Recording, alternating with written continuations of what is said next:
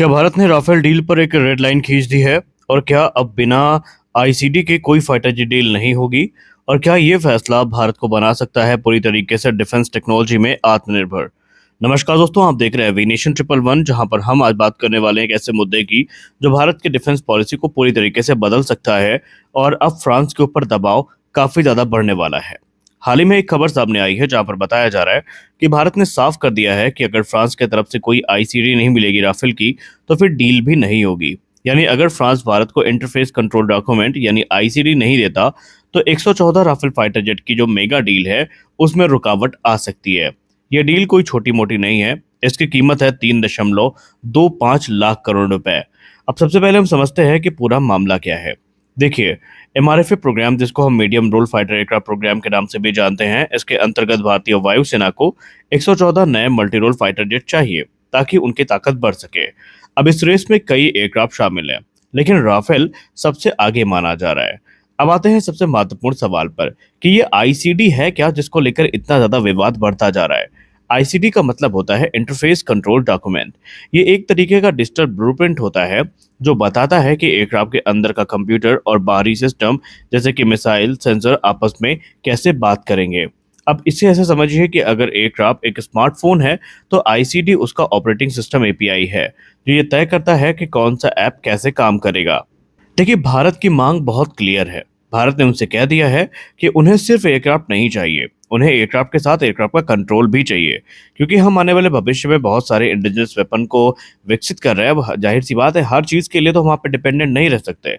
हम indigenous weapon integration को ध्यान दे रहे हैं। उसकी हम गंभीरता को मानते हैं।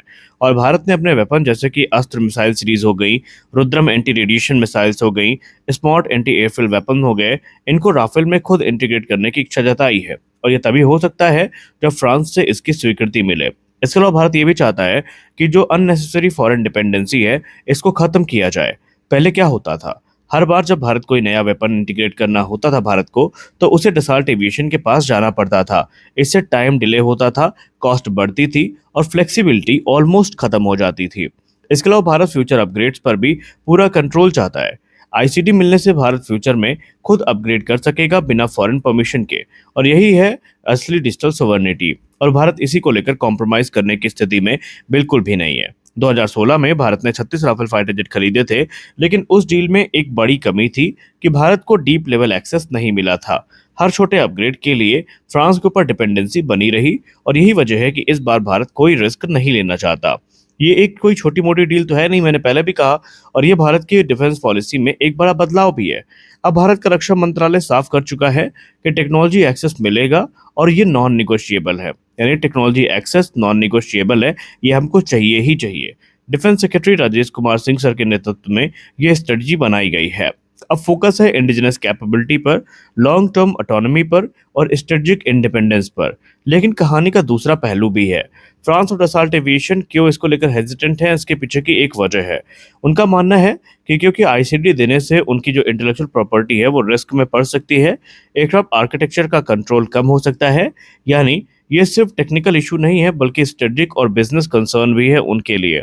तो सवाल ये है कि अब आगे क्या होगा, ये प्रोग्राम आगे बढ़ेगा या फिर ये आईसीडी के अभाव में अधर में लटकने वाला है। देखिए, इसके कुछ मल्टीपल सिनेरियोज हैं।